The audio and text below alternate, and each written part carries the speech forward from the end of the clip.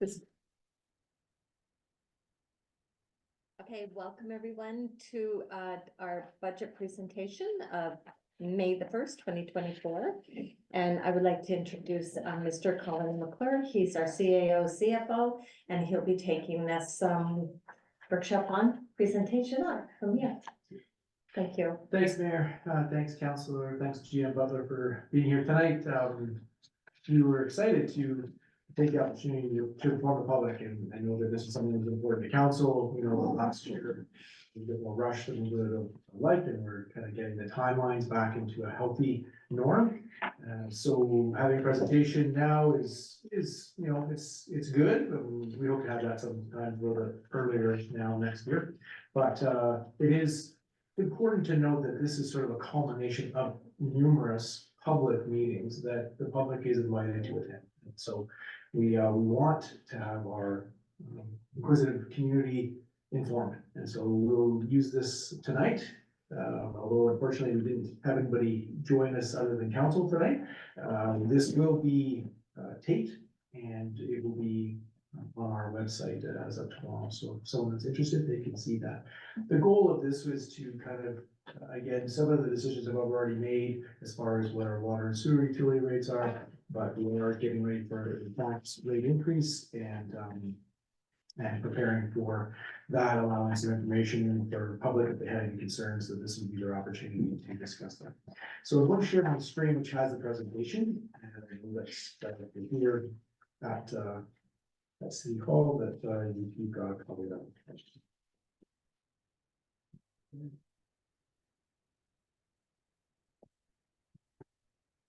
Here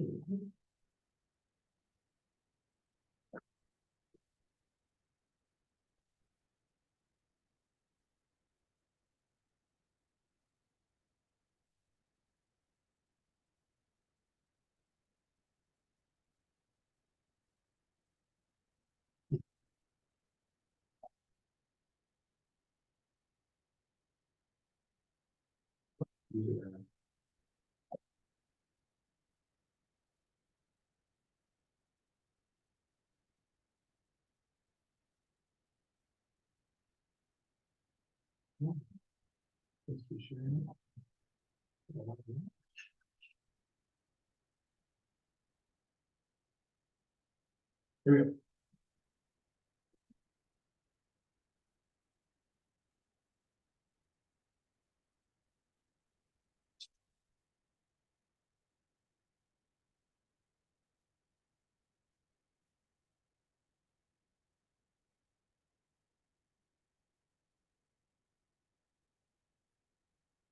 I assume we'll be able to get to you.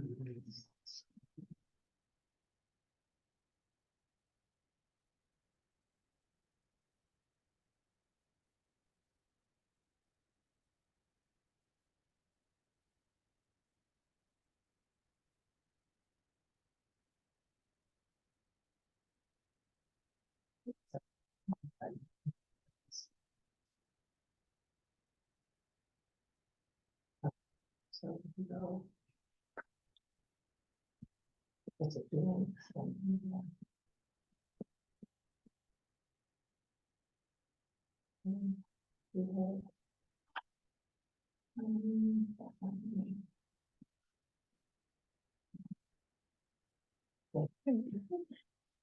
Thank you, Councillor Francis. Save the day.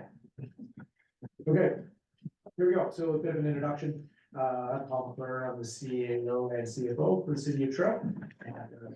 This is our 2024-2028 financial plan, but it's the process is mostly what we're going to talk about tonight.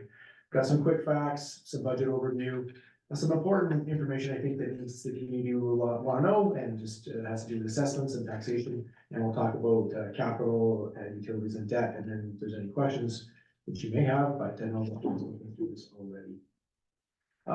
In the financial planning process, it's kind of an ongoing, and as you know, that we had met back in November, just to work on the utility budget, and the reason for that is simple. One, that we need to get the utility rates set in early January so that we're able to provide the bills out to the public And that they've got a certain amount of time, good amount of time there to make that payment before before they lose the discount. So that's sort of why we do that.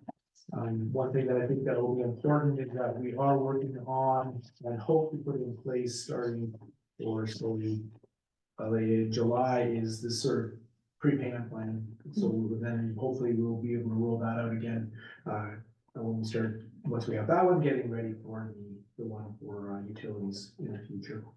Again, finance staff meet, we make adjustments, then we kind of have those staff council presentations to council at those meetings, debate and look at whether or not they're satisfied or hear from the public on what the proposed tax increase is going to be. Then again, of course, we're today with that public consultation, although to be clear, any of those public meetings, someone could have been there and would have had an opportunity to ask questions if they wanted. We will kind of have this event tonight, see if there's any feedback over the next couple of days. We'll be bringing the first 3 readings to council next week. And if we do get any feedback, then that will come to be shared as part of the report to council. And then from there, the bylaw is introduced, and then following on the 13th, we'll adopt it. And then that portion of the cycle will be over for another year, although we'll be 6 months and we'll be starting budget again on utilities. It is the nature of these. A couple of budget principles that, council's direction to staff, and, council really supports the delivery of municipal services. Looking at contracting things out, we love our staff, we want them to have the good work that they're doing. We want to maintain the service levels that we've had in 2023. Again, reduce cost of service delivery where possible while minimizing the service level impacts. Those are things for me. I think that if you can pay with a well-plan, maybe that makes it easier for you not to have to come in here. There's certain things we try to benefit. We want to look at opportunities to generate new revenue. Obviously, always a goal of minimizing the tax increase. We want to get to a long-term planning as a focus. I think that we are starting on that process, but there's work that needs to be done. Our asset management is not where it needs to be, and that's going to guide us, I think, especially in the future. We're doing some big projects. We'll talk a bit about the water system, which in itself is one that we've got to keep an eye on. We have, continue our utility infrastructure program, so we want to get our systems upgraded so that we're being proactive rather than reactionary. Certainly that's something that we saw last year. We had 18 alarm main breaks. This year, not nearly as bad, which is great news. It also has a lot to do with the fact that, we had that big cold snap, but for the most part, we did not have a lot of that weather change, heat, cold, that's sort of what moves the pipes and causes them to break. We do have some facilities and roads infrastructure deficit to deal with. And of course, we're always looking for where we can implement sustainable principles. Quick facts, Mayor Council, I know you've seen this a few times, but for those that are watching, again, just important to know what's going on in the city. Our operational revenue in 2023 was 32 million. A big part of that's because we did have some grants. Our operational expenses 25 million. Yes, there's a difference between the 32 and the 25, but those revenue over expenses is used to pay that. We have a significant portion of debt that we have each year, and also the flow into operational and capital reserves, and then the capital is used to work on the capital projects. The city of Trail is unique in one sense for me and some of the other municipalities I've worked for, in that your taxation is actually much closer to 1-to-1 with, again, you're 1.3 to 1. A lot of other places are 2 or 2.5. In fact, that if you have an inflation increase of 1%, here you're only needing like a 1 1/3 kind of thing to get to cover your costs, because your taxes are pretty high. Or they cover, I should say, a large portion of the operating amounts. Whereas other places, if it's a 2 or 3 to 1, then you get a 1% inflationary increase, and you got to increase taxes by 3% to kind of cover that. So this is one of the benefits for the city. It's always important to know kind of what that 1% increase in taxation produces, and that's about 150 million K. We have about 69 regular full-time employees. We do have some part-time. Part of that's our guards. We have a lot of young, not all, but a lot of young aquatic staff doing the lifeguards, and so that's a big part of that as well. And we have some casuals as well. Just a quick budget overview. I have this in case there's a bunch of people that are in the gallery. The only one to hear the goals notes in Monday. Just the highlights is that new market construction taxation revenue generation for 2024 is about 23,000. Again, that's where someone has taken an empty lot, built a new home on it. that's new revenue. It's not when assessed values go up, that does not create new value, new revenue, we'll talk about that. But it is when someone does a major addition or builds a new home. And so hasn't been a lot in Trail recently, but that's not that can't change, but it's right now, it's not a major contributor. Staff have proposed a 4.25% tax increase for 2024. And council previously approved an increase in utility rates of 7.5 to water or $30. This is for residential, 4% increase in sewer or $11. Pretty ambitious 2024 capital budget when you look at the numbers there. 11.535 million in general capital, 2.6 in water capital, 1.7 in sewer. We'll talk about that further as we get into the presentation. Just some general fund results from 2023. Interest income substantially higher than was budgeted. There have been a number of vacant positions throughout the year, and that's, so resulted in some savings. Understaffing at the RCMP has resulted in the protected services being under budget, but we're also noting that we're really putting pressure, or there's a lot of pressure on the members we do have, seeing a lot of overtime, and so that's also costs to the city. It's not, it would be better to have more staff than to have less staff doing more, and that savings is not as much as one maybe would have thought. We talked about in the past that staff had worked really hard in our electrical department, in engineering, in working with Fortis, that we had changed into the LED, but we were still being charged an old rate, and they worked very hard to get a significant credit, and not only a credit for being charged too much, but I would say, I think it's about 40% decrease just overall on the monthly bill going forward. So that's huge in its own. And that's one of the things that helps us with this year's budget. We know that the Trail Aquatic Leisure Center had some significant issues this year. We know that that we even had shut down the pool for a while. We've got those things working. We've got some capital projects to continue some of that interior, exterior, and the pool itself with the caustic nature of the products there. We've got some other equipment upgrades to go in there for 2024. And again, be interesting to see, because we had a low snow year. When we talk about that again, remembering that's January 1 of 2023 to December 2023.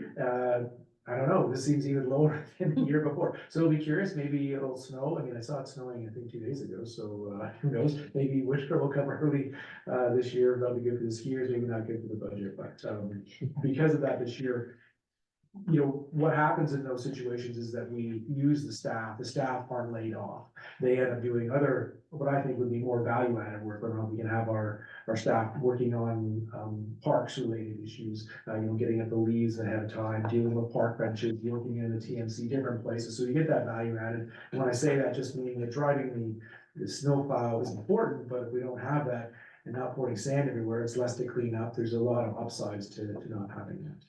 But again, it's not the huge savings that one might think, because you didn't have staff working. Yeah, you might have some savings on some overtime as you had a big snowfall, but most part, the employees are just working in other areas of the city. And again, more people were in the Parks and Rec department, and that had put some pressure on that budget, but there's also a noticeable under budget in public works. Interesting, one of those things, that building permits was under budget this year, but business license very general fund overview. Again, recommending a 4.25 average overall property tax increase. Reason for that is a fewfold. One is that we work with our partners in Roslyn, and they're joining the TRP, that added an extra $100,000 in revenue. Certainly there's a real goal and a hope here that as part of our commitment to them was to provide numbers and to make this an ongoing. We got a 1-year contract. We want to work with our partners and make that longer. We know that the Beaver Valley TRP is coming up in the next little while, so we're again working on numbers and support that, and I appreciate staff that are trying to do their best to make sure that information is available, readable, and can be shared with, again, the public and with the politicians that are there, so that we can again move into another longer term arrangement with them. Again, we talked about this significant savings in the public bill and the streetlights. Again, right there's $300,000, and that's about 2% tax increase kind of idea. And so that's certainly taking some pressure off of where our increases that we propose to council. We are again seeing revenue improvements at our airport and, other leisure areas. I know that that will also be, it's gonna see some pops here, I think, as well with the TRP. We're talking about big numbers. We heard from baseball coming in that they were so pleased that the TRP had changed and big increase in baseball. Also, just on the baseball side, just found out today that Fruitville got $150,000 Blue Jays for their part, so pretty cool. That again, another place for people to play, and we'll hopefully have the best, we'll have the World Series, Little World Series team in Canada here, right? Yeah. Things will be here, maybe our team, we get to play, we'll have lots of kids learning how to play right now, so that's great. Interest income is again currently providing higher than expected funding, and I think for many of you that maybe were hoping for a decrease to buy a house or renewing a mortgage, that's maybe a downside for you, but it is an upside for the city because we do have some surpluses, and so they're getting some great rates at our community savings account, and we're grateful for that relationship as well. We've done some allocations just on wage and benefits and supplies for Parks and Rec and Culture, just more to make it in line with what we're seeing year over year. We've also did an increase into our allocation to equipment reserve for 2024, and that's ongoing. We know that we need equipment. We've got, I think, a really good 5 to 10 year plan where we see the balance ebb and flow, but we want to give our employees the best tools that we can get, and so that's one way of making sure, and I know that the staff appreciate that from council being able to do that. We also know that we did an increase to the operating capital reserve, to the allocation, for 2024 and onwards, and again, I think that's going to be important. We're seeing just even cost pressures as we, I know that's sort of somewhat, subsiding somewhat, but it's still costing more than what we are budgeting. Again, we've talked about this, so there are some of the challenges we have in 2024, working with BC Housing to get the new temporary homeless shelter operating successfully. We are having some exciting news that there are the modular units are en route apparently, and so we should start to see that happening. We also, we need to find a way, and we've talked about this on supporting, I know that many at council were at the symposium the last couple of days, but just how do we work with those homeless, vulnerable population that don't get inside the shelter? We have some recruitments to do on some vacant senior management positions. We've had some interviews on a number of different roles in the last little while. It's great to see the number of applications that we've been getting, and the quality has been really high, and so that's excellent. Again, talked about the limited new construction revenue. It'd be interesting to see how that changes just with things like the zoning changes. We know the council was brought, an early change to have the ability to have a short-term or not short-term rental. You can have short-term rentals here in Trail because we're under the threshold, but more of that secondary suites. And we'll be interested to see whether or not people take up the province on that ability to get some additional funding. If it's like 40,000, you can put it. Now there's some commitments there, and you have to do the math to see whether it works for you. But maybe we'll see some increase in our growth there. Again, we're negotiating and working on a collective agreement, and we want it to be honor our great public works staff and all our staff, I should say, like staff, but also is financially sustainable to the city. The other part that is going to be ongoing, and thought we might have some people here today, is just my ability to effectively communicate the recovery of the undercharge of the 2023 under taxes on the 2024 tax notice. This again, too, the only thing here that would be different is just updating a few of them that had question marks, like Roslyn, sorry, not Roslyn, but Revelstoke at about 5%, and I think that it was Surrey at 7%.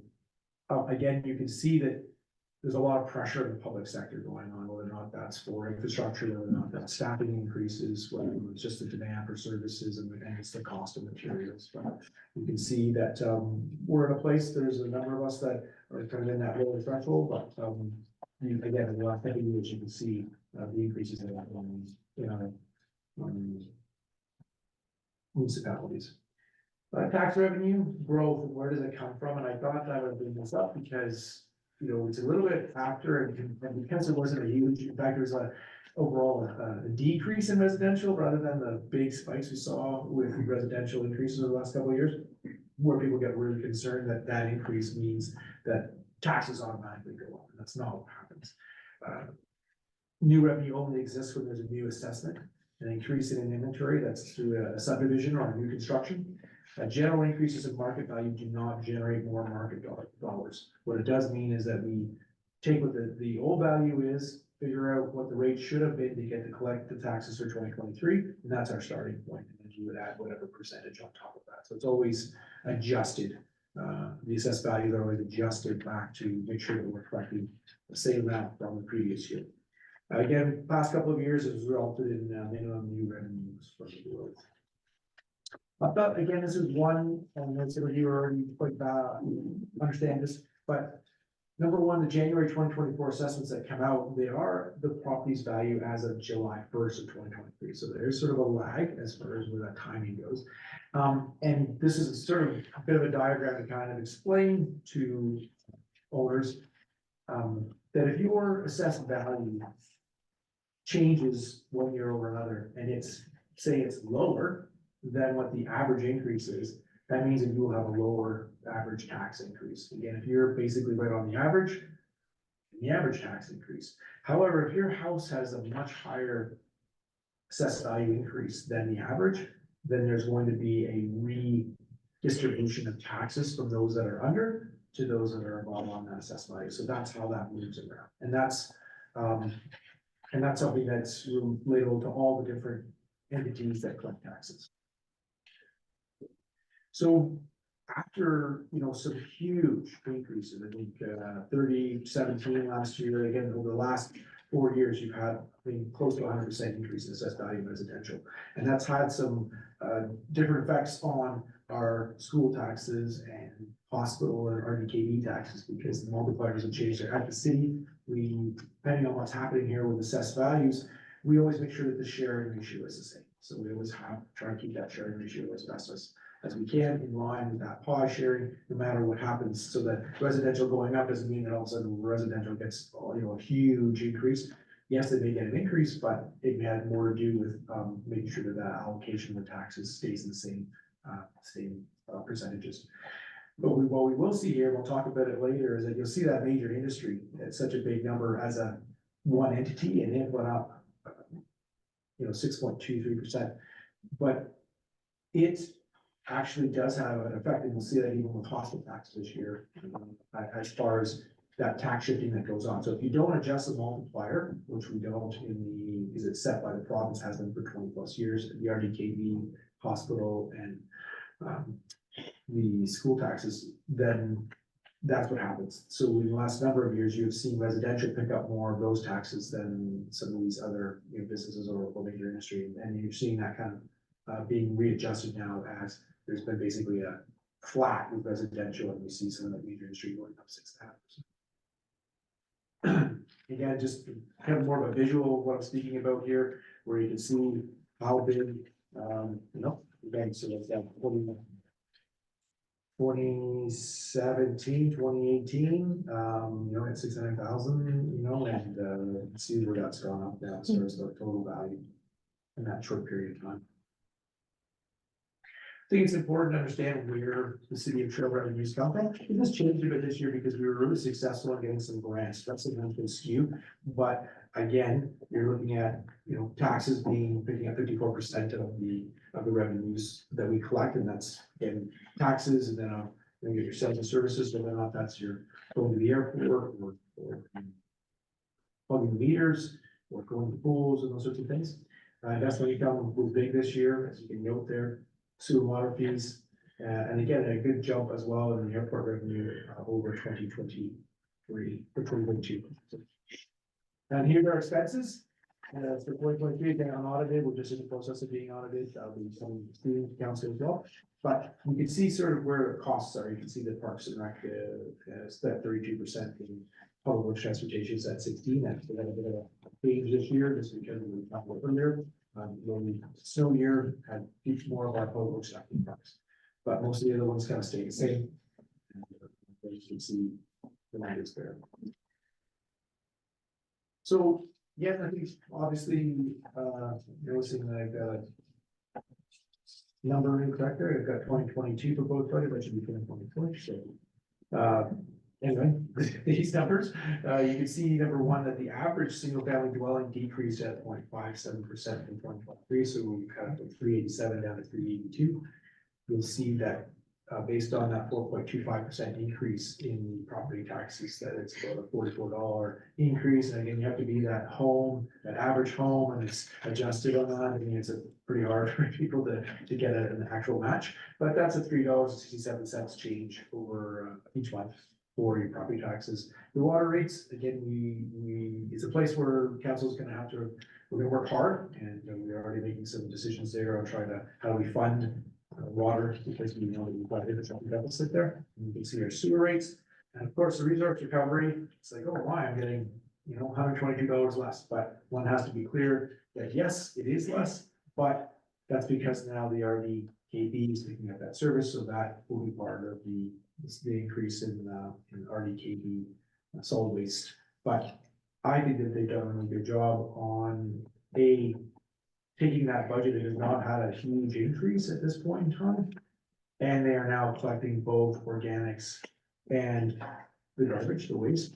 What will be really good is to, in the next little while, probably have, we've talking to RDKB, because we're all interested in, well, what has changed? We know that you're collecting on the well, are people diverting? Are we seeing a drop in what's happening in the residential side? Are we getting the organics collection that we're hoping? So again, the resource recovery kind of throws a bit of a skew there because it's now being taken care of by the RDKB, but and we have that resource recovery number of $25 for 2024, and that is to fund the spring and summer cleanup. My expectation is for 2025 that we would come to council and say there's no reason to have that in a separate rate. It's basically part of what Public Works does anyway. We'll just forego that and we'll deal with it inside our operations. And so that part will go away, and then we'll just be dealing with the property taxes and water and sewer rates. And again, so that was just sort of looking at what your municipal numbers were and what that change was, and just going back there, not including the resource recovery, you are basically looking at $85 as an increase just for your municipal taxes, water rates after discount, sewer rates after discount.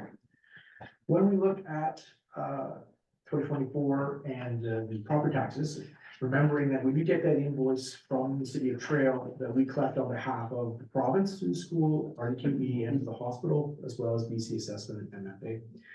When we look through the numbers, you can see that RDKB had a pretty big increase. And this is where I'm noting on the Kootenay Boundary Regional Hospital, it's like, hey, it's actually dropped $3. So that's a good news story. It's not maybe a lot, but it is a good news story. But that's that tax shifting where, because there's such a large increase in our heavy industry, that portion of the ask from the hospital for taxes has been pushed over onto the major industry. So the residential gets a bit of a break. Again, overall, this portion of taxes is about 93 on this average single family dwelling. And again, just one of those notes that there will be on that average home here, there will be an additional line on your tax notice to recover for the missed 2023 RDKB taxes. Again, try to show the breakdown just on the pie.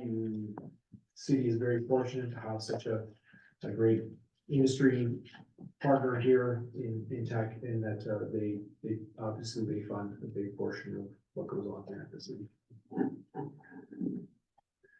And again, another water cooler or furrows aisleway conversation with taxes is that when the people get that bill, is that City of Trail is 41%. So, and that's again on that average home. Again, this particular screen does not show you what your break is on your homeowner grant. So if someone's looking, hey, what's with that 2,606? It's from previous slides that showed that average home. We subtract the 770, or if you're a senior, you get 1,000 decrease. But just giving you a sense on where those taxes are coming from. City of Trail on that pie chart is with that 40%.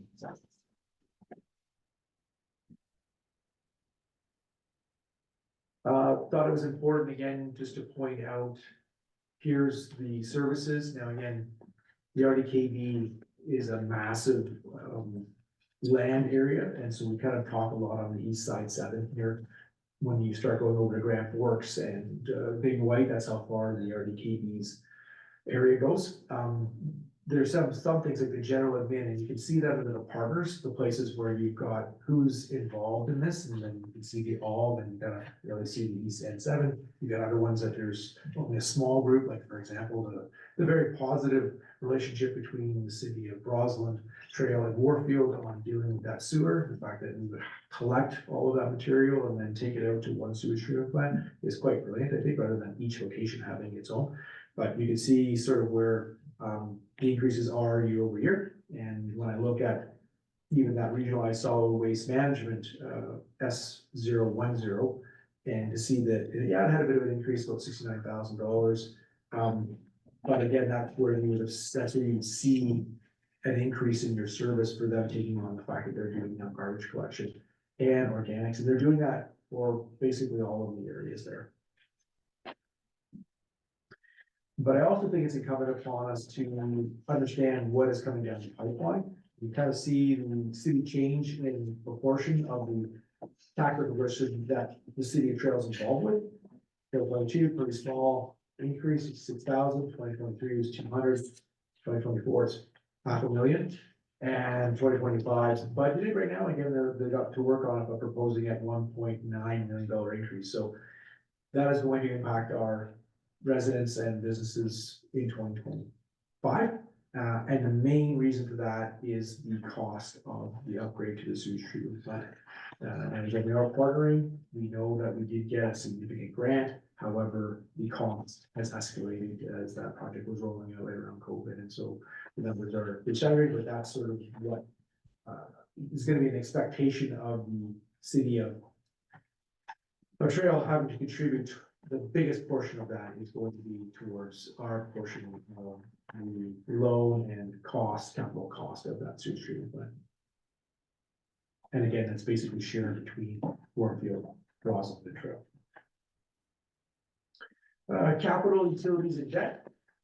So again, we talked a bit about the overall capital plan and the highlights for 2024. There's lots of small projects in here, but I was trying to bring up the ones that fit. One that's been talked about quite a bit recently is the Daniel Street or Retaining Wall Synergy project. Obviously, we've got storm sewer, we've got water upgrades, we've got sanitary sewer as well, let alone realignment and rebuilding of a retaining wall to hold up the road. So big project there, 2.2 million, and plus that's just the portion that relates to the general fund. It's also got a portion of the water and sewer down below. We've got the first phase of the heat recovery and dehumidifier replacement project totaling 3.6 million over the couple of years that's going to go on. Had some pretty big needs at the IT side. Some of our server or disaster recovery equipment was out of date, and we're also at that 3-year threshold for a desktop laptop replacement. Expecting to spend again, we talked about equipment, a new wheeled excavator and field mower and ride-on trimmer. So some dollars to be spent there. Really hoping on the wheeled excavator, number one, not having to float it everywhere and also not damaging roads with having wheels. And also just really needing a piece of equipment that has a much longer reach. We're certainly finding that when we're doing work here, that a lot of the utilities are really deep, and that some of the machinery we don't have, we then have to go out to a third party to use that. So really hoping that that's going to be a positive for our employees. We've got again the aquatic center and leisure center, interior and exterior improvements, pool system upgrades, and of course the completion of the groutage missing link. It's coming along.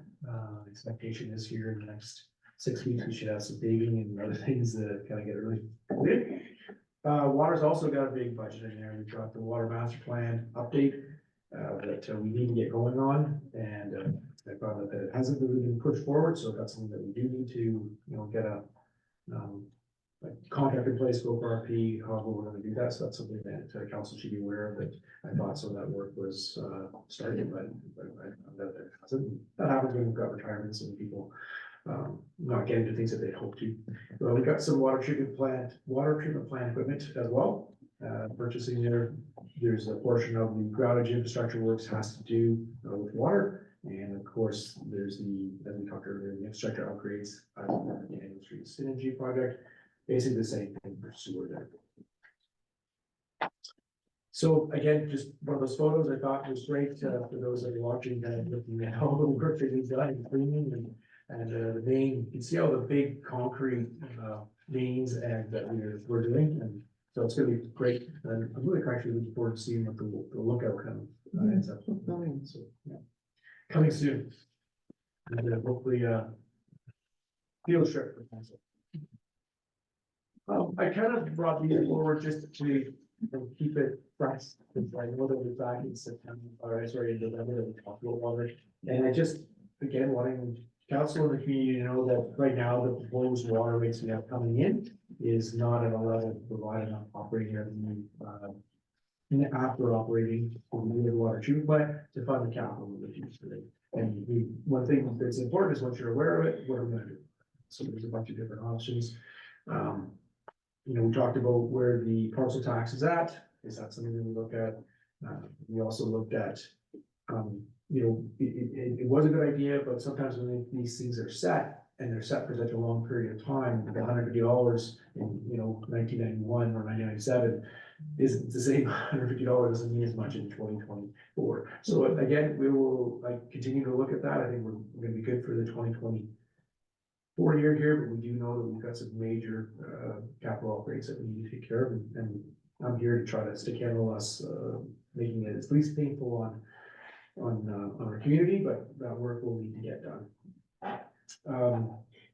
We talked about some of these things, and we bring into council, we get sort of an unexpected surplus that council could consider allocating a portion of that into the water capital reserve. I will be bringing forward a request for that because of the where we're at for 2020, where we're at currently for 2023 year end, and that we can make a start towards trying to help out the water fund.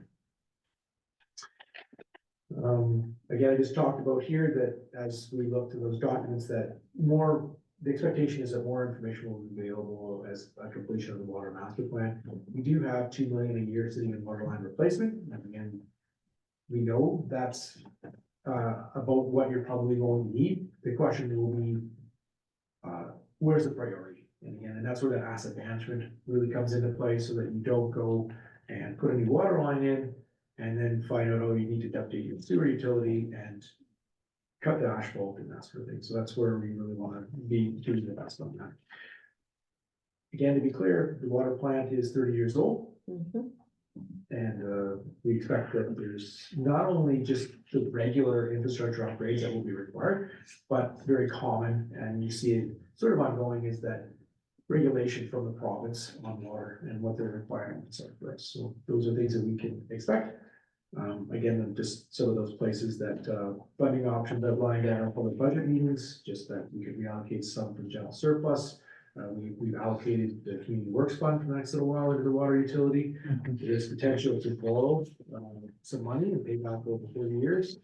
A little bit scary numbers, especially right now, is when you say you borrow 10 million and then we pay that back over 30 years.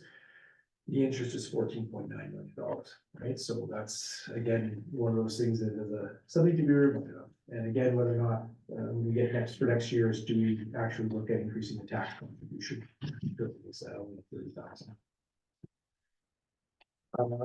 This project is wrapped up nicely. I guess, again, I know the council has seen some of these, but I'm hoping that the public as well. There used to be a dam from Island Lake, and the city got 100% grant funding of over $2.1 million to be able to take this project on. And to be clear, one of the main reasons for this had to do with the dam that let go. Now it had more sinister, not water, but just the idea that something like this could let go and come down in the community. That's where the government wanted to really be proactive on that. So yeah, giving that kind of pre-construction and then here, turning it back into a wetland. You can see it filling and the greenery and the different tree stumps and so on. Well, actually, what you don't want is you want the water to be calm and to always just drip down. As soon as it starts to go fast, then it starts to scour and scrape the earth and kind of take it back. So the other part for those is kind of fascinating is that that's where the birds sit and they bring lots of seeds and sit there, they deposit those. And it's again, one of those restoration things that I had little education on until I was able to listen and visit this project site. And then just sort of one last fight, a photo there, sort of rehabilitated and recovered land, with good for the animals in there. Again, two sewer utility budget notes. Again, the sewer is not in the same way as the water system, the water fund. Main reason for that is that we do pay for our sewer through the regional district. They've got the main kind of component of it, we're sort of the transmission lines. But I think it's in, it's in pretty good shape, but that's again, something that we're gonna have to look at it and monitor. We had a really successful year in 2025 that 2023, I should say, that we did a 1.4 kilometers of pure place piping. So again, if you think about digging out 1.4 kilometers worth of road to replace that pipe, just even the asphalt, it's and that kind of cost prices will sometimes $1,000 to be able to do that kind of distance on pure places.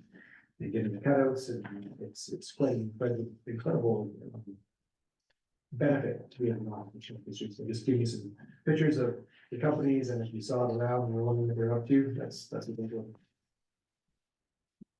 So one last one here is just sort of debt and debt servicing. And this can benefit, I think, when you look at where the water fund and the sewer fund is, major capital projects, it's usually something that's, a combination of maybe some tax revenue, some existing reserves, but borrowing is something that is something not to be afraid of. Especially if you've got an asset that may last 60 or 70 years, even if you're, borrowing that, because then that cost is borne out for those users of it, not just all kind of in the current year. But it is a strategic decision when to borrow versus using reserves. And at the end of 2023, the city has long-term debt of $12.7 million.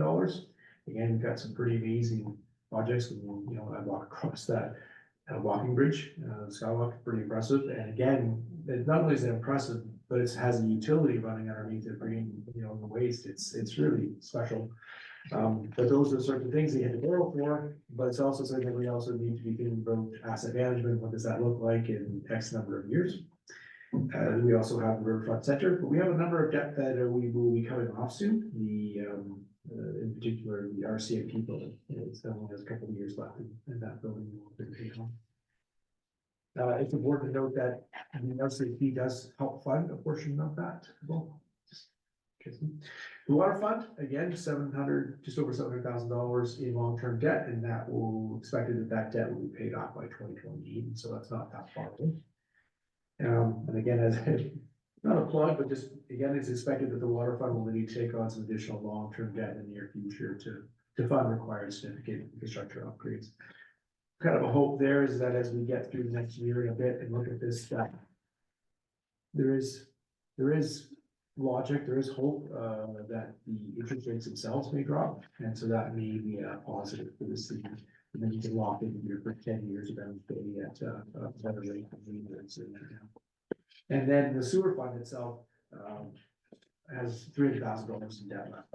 And that would be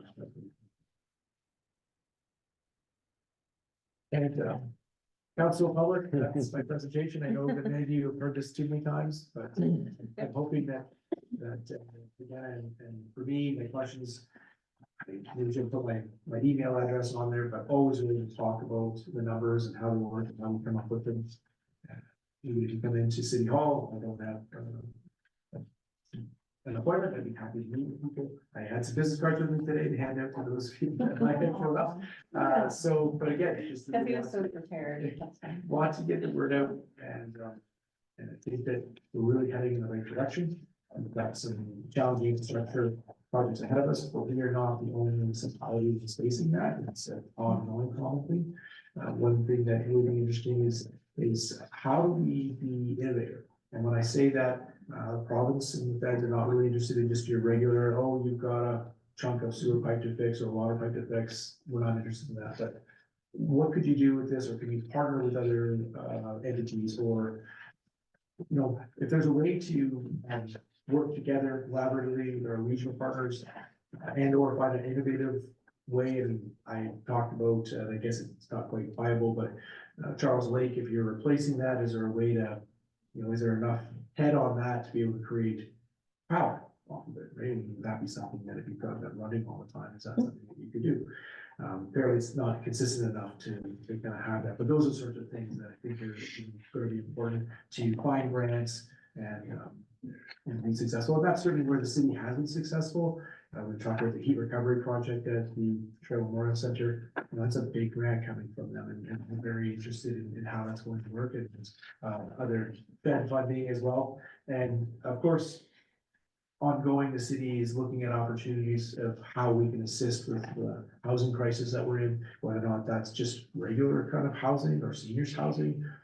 Again, we saw the success of the new seniors location getting their funding from BC Housing, but we also want to be prepared, and there's lots of money out there. So we know that we're keeping our eyes open, working on projects to see where we also make a little bit of revitalize our downtown and create housing for a myriad of groups of people in our community. So I thank you, and that's all I have. I don't know if you guys have any questions. I assume that most of you have asked them over your time, but I would be willing to take them. Yes. So how much are we paying the sewer fund, this is long-term debt and sewer, how much are we paying, if that's coming off by next year, how much are we paying annually for sewer debt allocation?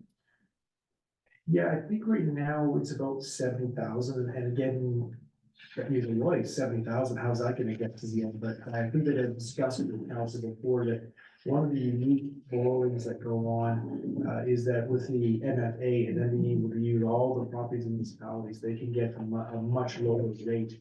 And so what they do is they go out and they put out a bond for 10 years, and they get a great rate because they got AAA credit rating, and 70% that's what they have to have.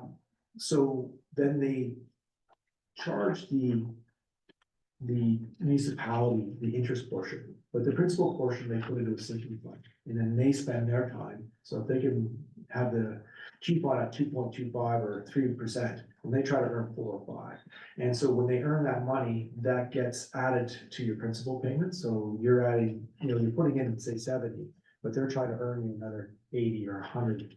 You know, as they go through time. It's not at the beginning, but as you get near the end of the debt, then you find the payment is consistent, but your actuarial returns or your investment returns for that, where they've done a sinking fund or earned on that, and then that's paying down the debt. And so when you get to the end, it's even possible, I have seen it, where the municipality actually makes money, it comes back, and that's would be some of those differences that you would see from some of the big 5 banks, where yes, they want our business, but if they were able to make more money with our money, then they keep that as a revenue. Whereas the MFA turns that into, hey, you were the group that borrowed this money, we earn more, and maybe you get not only that debt paid off, but you will also be get credit. So I'm not sure if that will happen, but that's one of the reasons why the number itself set as a payment is less than what the debt is, because the actuarial revenue will offset that.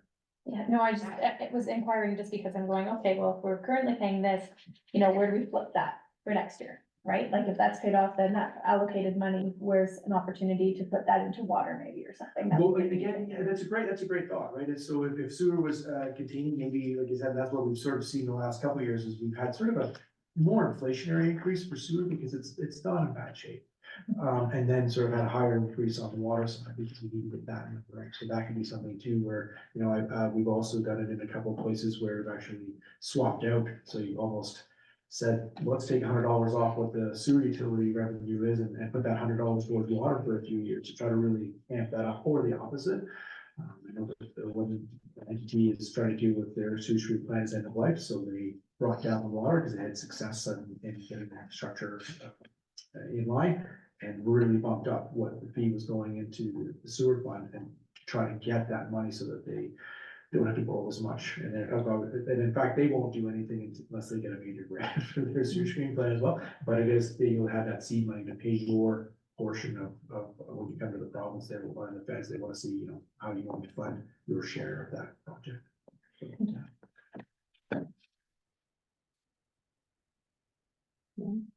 Counselor Benson.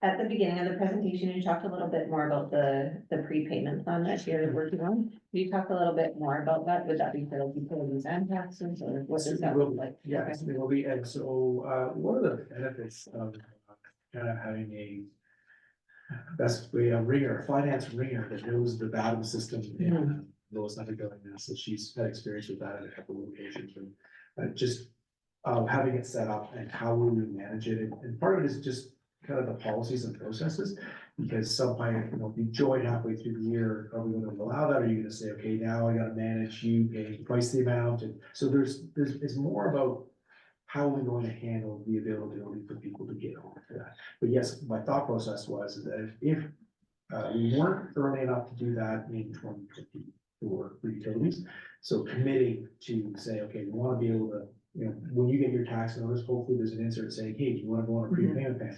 Yes, we understand you just paid your taxes for 2024 on July 1st or July 2nd, and that say, you know, end of July or August, that now you're into a payment plan. Some people talk about, like, do we do 10 months, and so that it, you know, you collect it in time, because you don't want a payment coming out when you're thinking that you're owing, and so there's a few nuances there. I mean, we're again looking at our partners, because among other municipalities in our area, almost all, you know, have it, but just what are the challenges they face? So that's sort of what we're working on. With budget and audit being done in the next little while, we can put our resources towards that. Thanks. Counselor Cashel. Thank you, Chair. Yeah, just talk a little bit, about the asset management plan. Can we expect it this year? Maybe explain to us a little more. I lived in Estrada, and Estrada was 40 years old, and traditionally nobody wanted to put any money ahead for anticipated costs. So when I bought in, guess what? You know, it needed a roof, it needed this, it needed windows, it needed doors. And I think we're looking at the same kind of scenario here. So is it an asset management plan similar to like a depreciation report? Can the city do it, or do we have to hire a consulting firm to do it? And when can we expect that plan kind of to be visual? Great questions. And I would say right now, with just some of the changing in staff in that senior level, that we don't have sort of a champion, because it's one thing you don't really want on someone's desk, aside of someone's desk, so that's usually where you end up hiring a consultant. They tend to be, you know, connected with, for example, the Fed's FCM. You know, having $50,000 was a pretty regular grant that they had going to be able to get asset management going, so we'll be looking at those sorts of things, and they tend to ask, hey, we can get this work done for you. We've done it for hundreds of municipalities, so sometimes using their expertise. One of the big challenges, Councillor Cashel, we've had is just updating our current GIS system. Because if you don't have that, it's very difficult to start layering to know, okay, you've got a water pipe, you've got a sewer pipe. Then it's like, okay, what's our road? And I think those are key pieces, like I said before, you don't wanna, because the road is really almost the national's most expensive part of rehabilitating. So you don't ever wanna be replacing something or missing something.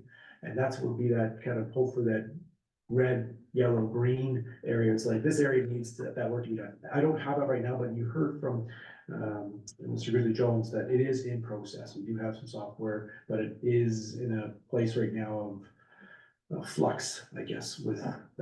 I would be saying to you that I would hope that as we turn the corner into the fall, that we've got a plan. Plan being, okay, it's gonna take us 2025 to get this thing up and running and understanding. And remembering that that's one component, and you kind of hit the nail on the head on the other side, is that a lot of it's like, okay, my water utility, my sewer utility, my road. But we also have liabilities. And as you've seen, we've been pretty successful in getting some grants, but we're not doing anything for the door hinges or whatever material, all those sorts of things. And I think we've been really doing well on upgrading new doors, putting new windows into the TNC. Some of the work that's coming at some of the other locations. Some of this has been undertaken. But it would be good to, again, have that heat map of, okay, we've got this building, and this is where we need to focus. And again, because they always talk about, even especially with road management, if you can get to some of this road infrastructure where it starts to allocate, crack, and if you can get it either filled or you have kind of that crack seal and things like that. If you can do that, you can extend that life of that for a long time. You leave it and it just deteriorates really quickly. So, yeah, it's a priority. We also need to get some bumps and some seats in here to kind of lead us on. Absolutely. One of the first things I learned here was about the potholes. I think, I mean, probably one of your presentations is, yeah, we can fix the asphalt, but it's underneath it that has to be fixed at the same time, the sewer and water. So I've been using that as a speech to people when they come to me. I said, this is not just repairing the asphalt, it's the entire, infrastructure underneath it, which really makes it much more costly. Yeah, well, and can sometimes be a priority, like how come that place is being fixed, over somewhere else? I do know that, as the community will see, that we get the group payment, they're doing all lanes as they're out towards Walmart. And, I'll be interested to see how that prolongs, but we are trying to tap into a few areas, Councilor Cashel, that are connected there close by, so that the machine can go in and grind that, and we can get that filled ourselves, hopefully, in an affordable way. And kind of update a couple of our connections into the highway, a better pricing contract than we just did it ourselves. Excellent, thank you. Oh, you go. Okay. Colin, can you talk about, you suggested that we could consider increasing the tax contribution. Could you talk a little bit more about that and what it would look like? Well, I think it would just be again, when we look at the budget and, my hope is that as we get better at this and we refine and we get, like I said, staffing complement up to where we need to be. And, we manage, I'm hoping that, we're trying to manage costs, but you could say, we're gonna have a tax increase at X, but we're gonna allocate not 30, but maybe $150,000 of tax contribution over to the utility. Now, again, some of that can be seen for a few different things. One might say, well, wait a second, the user should pay, right? So again, when you've got users and you're using the water and you're a meter customer or not, some people don't use all the utilities. So sometimes they might say, hey, wait a second, you're increasing taxes and then you're allocating those funds over to something that actually don't have benefit to. So that's just one thing that I think that we need to be cognizant of, but that is what can happen. Council can direct those funds to go, very much like we do now. When we say, Okay. we got a tax bill and then we go, hey, we want to put some additional money into the equipment reserve or into the capital reserve, way to, again, be prepared for the ongoing capital projects that we have. So the $150 water parcel tax, is it just at 150 until we change it? Yes. And that money goes into, It is solely designated for that water. For water. okay, And like I said, when we were talking about this last year, we weren't in a place to be able to do that, but that's kind of that conversation on the water master plan, because I think we need to understand. Where are we at? Again, I think that we can do a sizable donation into the reserve this year, into the water fund, I should say. And that'll help us. And again, more of it is more time, more information, more detailed information. But again, I know that the cost of replacing infrastructure isn't going down. yeah, I mean, now again, I shouldn't say that, because that cure in place, sewer, I mean, water is smaller because smaller pipes need more pressure, but I'm just saying, it doesn't mean it can't be done, really, but sizes. thank you. Councilor Merrill Benson. For the record, I had my hand up first. But I wouldn't Please, concede. no, I could not possibly live with myself. Please. Thank you, Chair. You've talked and mentioned about hiring additional staff, key staff for City Hall. I wonder if you can elaborate on what those positions might look like, So we've been down our public works director. Okay. Retired, and so, we're grateful to the managers that have stepped into those places, and we do have a plan. And we're just a little bit under the gun right now as far as, coming out of a number of, it's a challenge time of year. So we will be turning our eyes to that very soon, and so you should expect to see some posting given the next number of weeks. I also don't need to burn out my general manager, corporate services as well, so. thank you. Councilor Benson. Thank you.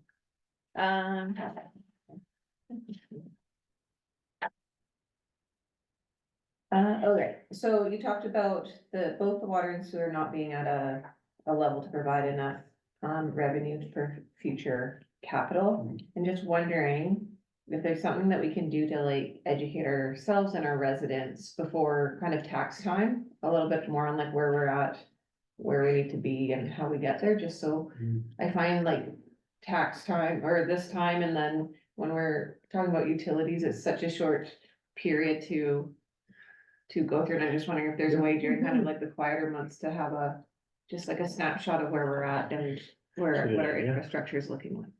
Yeah, and again, that's for wanting to get that water master plan. Yeah. updated, right? So have the engineers come to us and say, okay, I'm saying to you, I think that we need to be doing this work. They might say, oh, it's in better shape. I'm kind of convinced that it's not, but that's just again, when we're the same as Roslyn, I mean, with the increases, and it is about trying to communicate out to the public and to show them. I mean, the other part that I would hope that we would also try to coincide with that is, just even work like leak detection, right? How, are we losing the water, right? In fact, it's like, you don't wanna be having treated water, and then if you've got leaks, some places they're draining. So there's a whole combination inside that water that we need to look at. And as noted, hopefully we can maybe work with other areas that may need water services with us, and it does make a lot of sense that a municipality close by us has to recreate a whole water plant when we've got a water plant. Right. Part of it is, how do we benefit from upgrading our plant, and then they benefit from water. Those are conversations I think that we'll look at. But I don't have sort of that document with that's backed up by someone that's in the field expertise. It says you've got, this many linears, that's what's gonna come. Right? You've got this many linear pipe with this product, and some of the, we saw in other places that some of the steel that's earlier in, like 1900s is actually in better Oh, for shape, sure, yeah. right, than stuff that was built Yeah. after or around the war. So it is always fascinating to go, hey, you got a lot of leakage going on here, you need to focus on that. And that's what I think we need, is it gives a bit of a map, and as Councilor Cashel talked to, I think rolls into an asset management plan. And I think that those are the sorts of documents that, will be good for council to have, but will be available to the Yeah. public and kind of understand where do I fit, or here's the why they've chosen this area to do that. And we're just not quite there yet. Yeah, it's coming.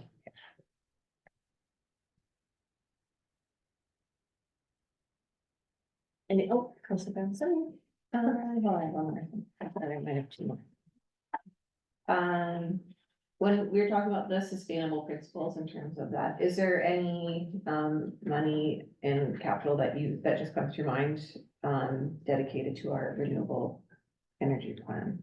Yes, so the province provides the grant, and part of that is something that when we looked at having a study done on green fleet, because it sounds good to green fleet, but then there could be other infrastructures, like you need a new power plant, and what does that cost, and where do you park it, and those sorts of questions. So yes, and we have those funds, and I would hope that, again, as part of getting people that are going to be in charge of these projects, because right now, the other side of it is that we have some major projects with this big heat recovery project, which is a green, and that's why we got that big grant. I know that our acting director, Mr. Moorhead, is looking at and working with Fortis to have them look at the energy at Pool, in the same way that they were kind of a catalyst for doing a review, what do you need to do? So some of that work is, in fact, we have met with them, and they are willing to look at or work on similar type of project where they will pay a portion of that. You pay a portion as well. And if you end up moving forward on the recommendations, they pay the rest of the report and can sometimes assist, like they are here, they're providing some grant funding, this heat recovery project. So again, it's those sort of partnerships, and kind of, it's not enough to do major projects, but it is about trying to find some of those feasibilities or do some of those future leaning or maybe design documents that allow us to go out to a grant funder and say, hey, would you assist with funding this? And I promise just one last question. Like, I like all the successes in there. I'm just wondering, do we do anything to share those with like our region in terms of even just thinking of the project at the arena? Is there something that we could share with like the other places in our area that have arenas that may be able to do a similar type situation? A good question. What I do know is that kind of started in the last little while is more of a collaborative relationship with just even with staff. So that the public works staff getting together, again, sometimes some of these places that have a rink, there's one individual that's in charge of, doing rinks, roads, sewer, Yeah. water, so sometimes you don't have kind of that expertise on that. I mean, I know that we've been super grateful to Rosa just on them sharing on how, they were successful on their recent build up where they are. So again, it's those types of things, opening up the conversations and they've been very successful at grant writing and always wanting to assist other municipalities in how we can follow their suit or figure out how they were successful. So I would say that is evolving and it's an exciting thing, I think, as we are seeing a lot of regional collaboration going on. So I expect more. That's all I have. Awesome. Any other questions? Just have a comment. Thank you very much, Mr. McClure. Yes, Very please. thorough, very comprehensive report. Appreciate it. Well, and like I said, as we all know, you guys get stopped, hopefully this is the starting point of building people to come. And no interest or just to get connected. Yeah, very detailed, very well, put out there, very clear for us to understand. It was great. Thank you very much. If no one has any other questions, that's the end of our presentation tonight. Thanks everyone for coming. Thanks.